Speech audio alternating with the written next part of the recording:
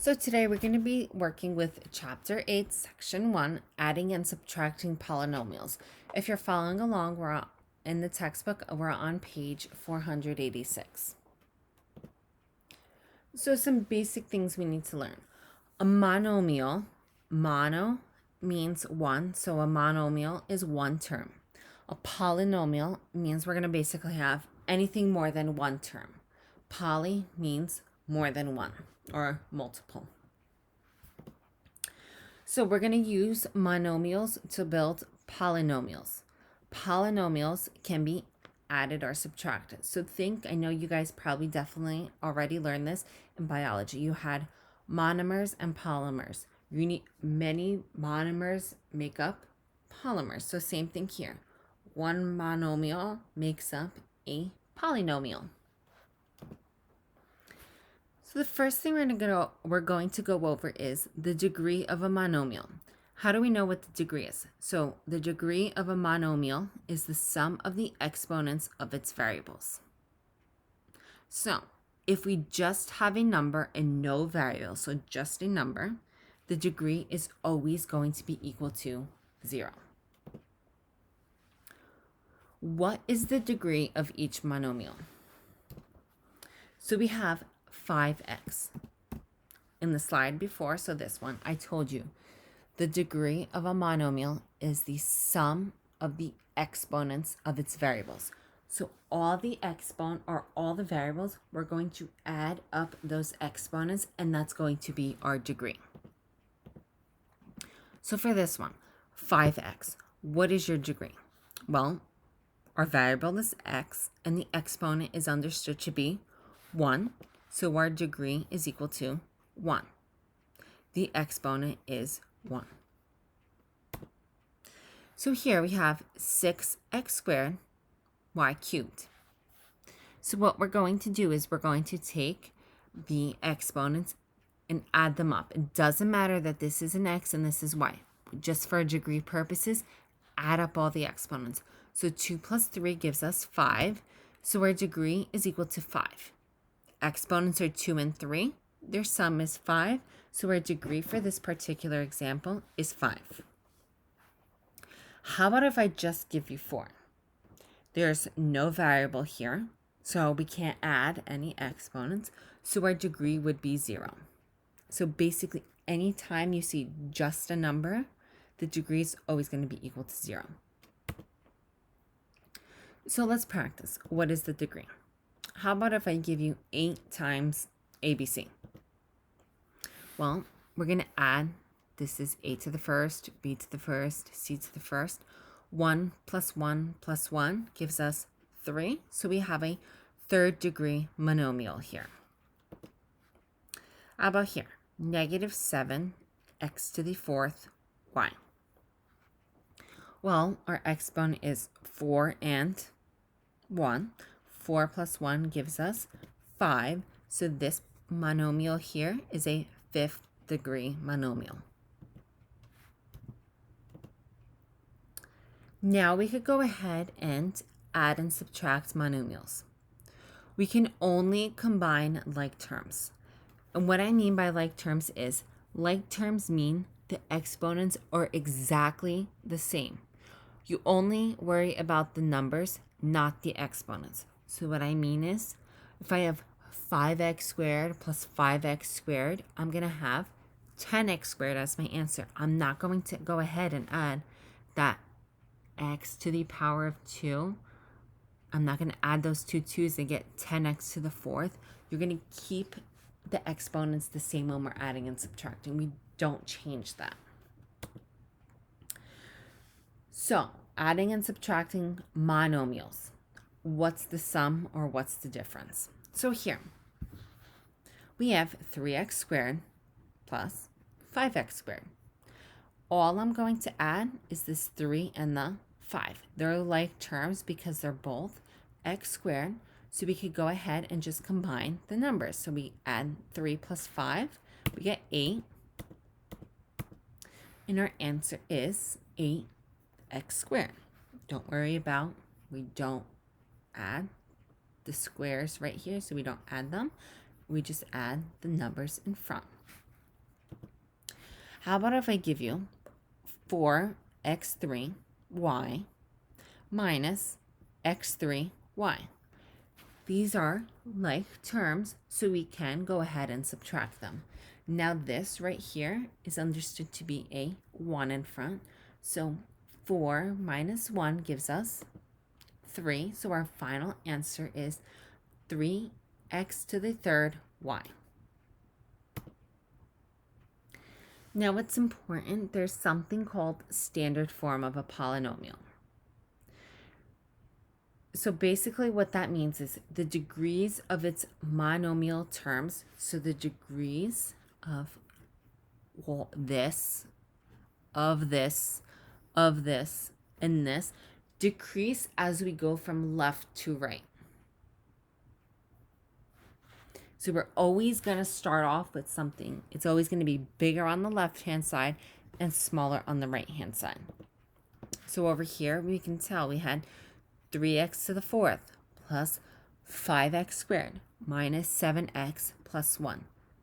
The degrees of the exponents decreased as you went down. So now let's try that. Let's put this polynomial in standard form.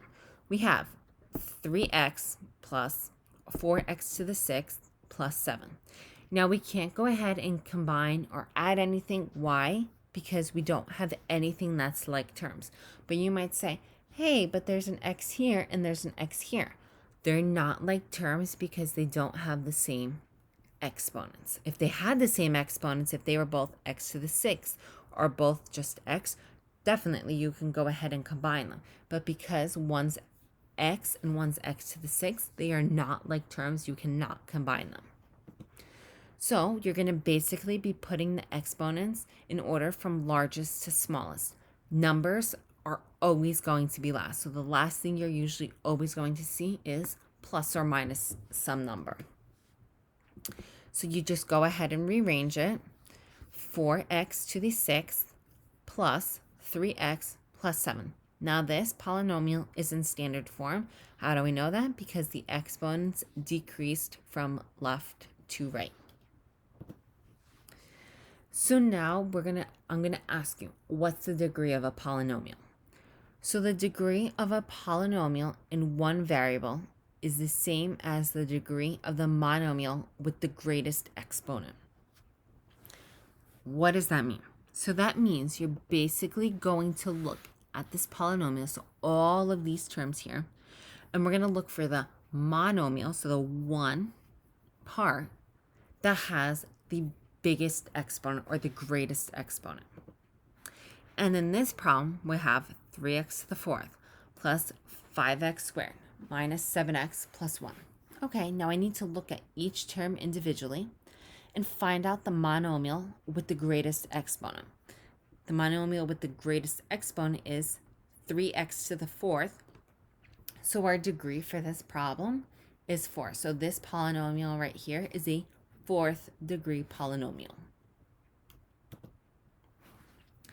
We can name a polynomial based on its degree or based on the number of monomials it contains. So it's kind of like a two-way naming. So the chart is on page 487 of your textbook, but we're going to go over it here. So if I give you the polynomial, or I'm just going to give you polynomials right here, degree, name using the degree, number of terms, and name using the number of terms. So there's multiple ways to name something. So let's start off. You have 5. It's just a number, so your degree is 0. The name using only the degree is a constant. 5 is a constant. The number of terms is 1, so you have a monomial. Next, you have 5x plus 9. The degree is 1 because we're going to base that off of what? Adding all the exponents of the variables, and here we just have 1. Name using a degree is going to be linear. The number of terms, just count how many things are right here. We have 2. So based on using the number of terms, this is a binomial. Now let's move on to 4x squared plus 7x plus 3. It's a second degree polynomial. Why? Because we're going to look at the one with the greatest degree over here, and we're going to use that. It's using the degree. It's a quadratic. It has 3 terms, 1, 2, 3. So using the number of terms, it's a trinomial.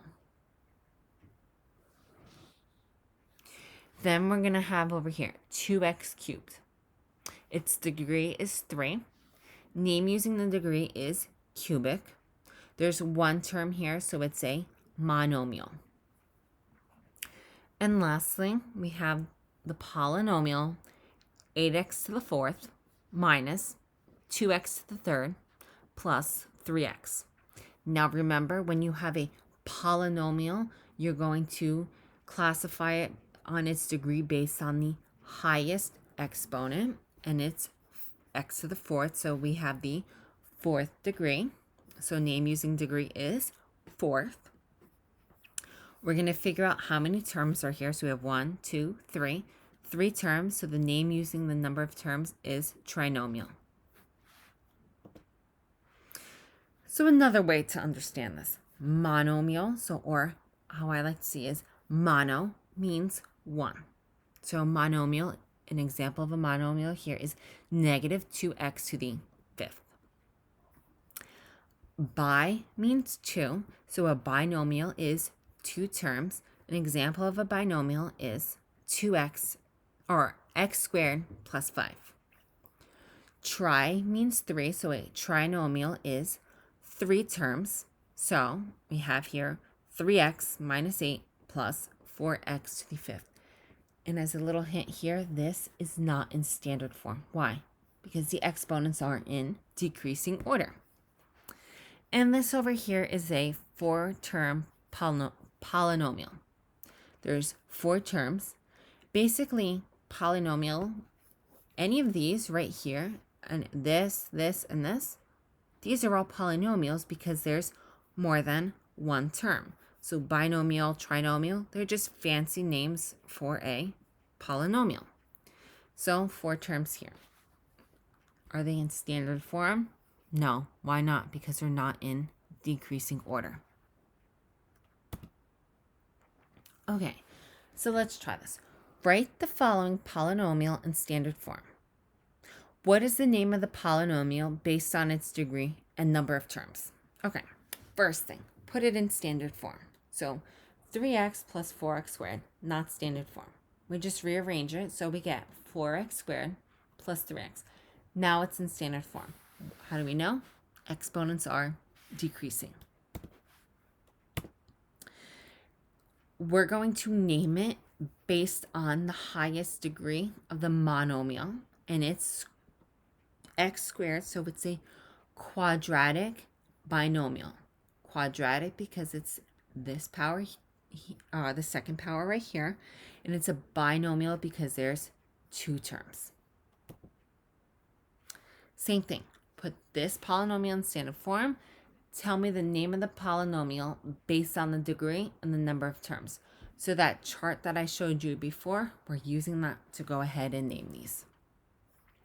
So now we have 4x minus 1 plus 5x cubed plus 7x. Now we're going to go ahead and rewrite it in standard form. So we're going to put it in greatest to least. So we go ahead and do that. So we're left with 5x cubed plus 4x plus 7x minus 1.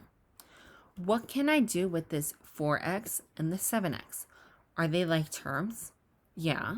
So what can we do next? Well, we could go ahead and combine those like terms. So we go ahead and add 4x plus 7x, and we get 11x. So now we're left with 5x3, or 5x to the 3rd, plus 11x minus 1.